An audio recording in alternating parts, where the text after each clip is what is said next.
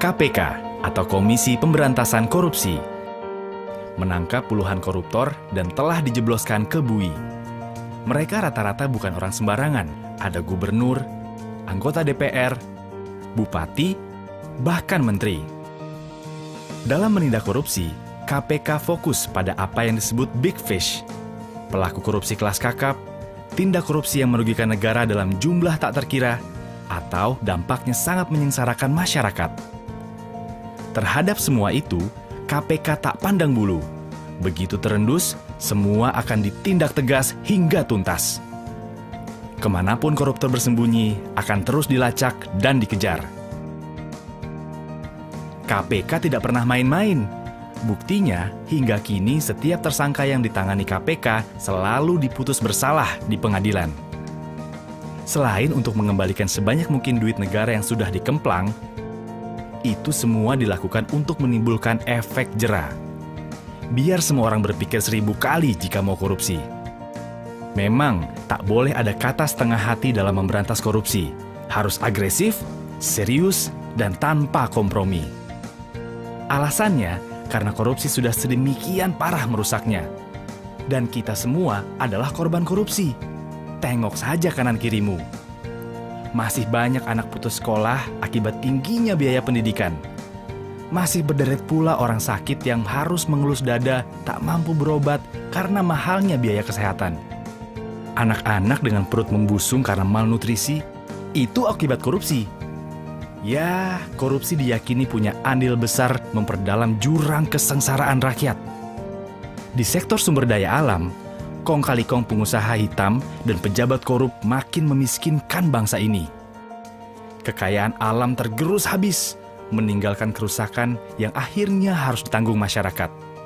Sektor pangan tak luput dari jarahan para koruptor, membuat ketahanan pangan di negeri yang subur ini melemah. Petani tak berkutik karena tanah pertanian mereka dialihfungsikan menjadi perkebunan atau bahkan perumahan mewah. Sebenarnya usaha memberantas korupsi bukan barang baru. Tapi, sayangnya, badan-badan yang dibentuk silih berganti selalu gagal di tengah jalan.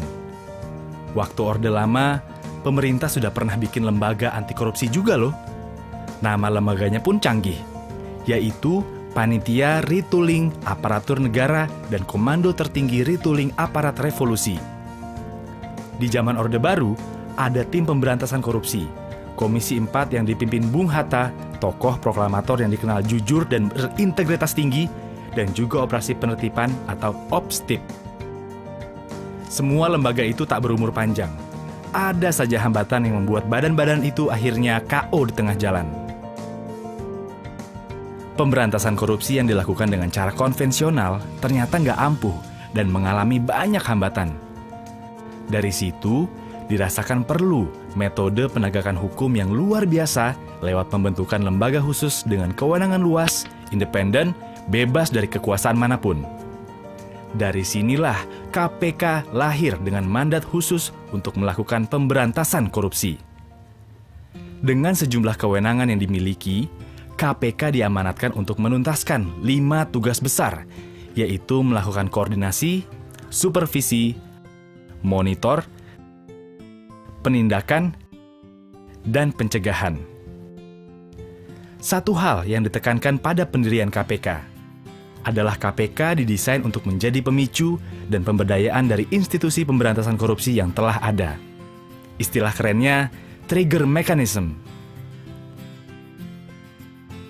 Korupsi tidak bisa dibasmi cuma dengan menangkapi para koruptor.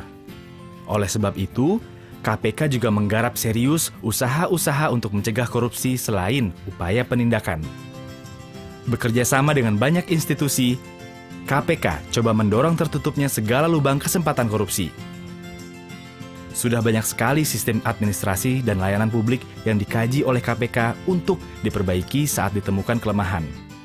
Jika sistemnya sudah baik, maka dipercaya akan semakin sulitlah celah orang untuk berbuat korup. Kesempatan korupsi juga ditutup melalui transparansi para pejabat negara. Di antaranya dengan kewajiban pelaporan kekayaan milik pejabat dan pelaporan hadiah-hadiah yang diterima oleh pejabat atau yang terkenal dengan istilah gratifikasi. Sehingga korupsi bisa dideteksi dan dicegah sejak awal. Cara lainnya adalah dengan mengikis niat untuk korupsi. KPK mulai coba menanamkan karakter-karakter anti korupsi sejak usia dini. Hingga nantinya diharapkan akan terbangun generasi yang bebas dari korupsi. Upaya pencegahan korupsi adalah sebuah pekerjaan besar, karena harus dilakukan secara konsisten, terus-menerus, dan butuh waktu lama. Namun, ini adalah investasi masa depan untuk mewujudkan Indonesia yang lebih baik. KPK nggak bisa sendirian membuat Indonesia jadi bersih. Perlu usaha bersama demi membentuk bangsa yang punya karakter kuat dan bersih. Sudah terlalu lama negeri kita terpuruk karena korupsi. Selama ini, rakyat Indonesia cuma bisa iri dengan kemajuan dan kesejahteraan negara lain.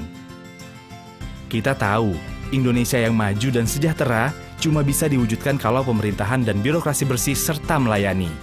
Tapi, masyarakat juga tak boleh membiarkan perilaku korup terjadi di sekitarnya.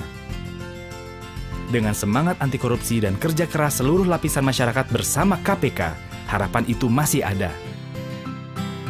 Ayo membangun Indonesia yang bersih dari korupsi, yang maju sejahtera bersama KPK.